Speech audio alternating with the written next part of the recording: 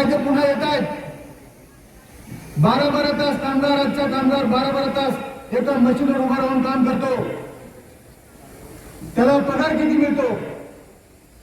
फक्त त्याचं कुटुंब महिन्यातून कसं तरी आपला उदरनिर्वाह करून, आपल्या कुटुंबाचा उदरनिर्वाह करून तो उभा राहील एवढा त्याला पगार दिला जातो.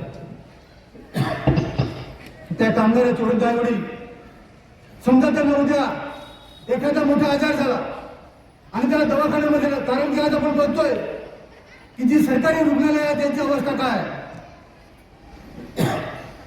आमच्या ग्रामीण भागामध्ये आम्ही पाहतोय आणि त्या ग्रामीण रुग्णालयामध्ये त्या रुग्णाला ते व्यवस्था होत नसते आणि म्हणून आम्ही गुजरातच्या बॉर्डर असल्यामुळे गुजरातमध्ये त्या रुग्णाला न्यावा लागतो आणि तिथे लाखो रुपये मोजावे लागतात.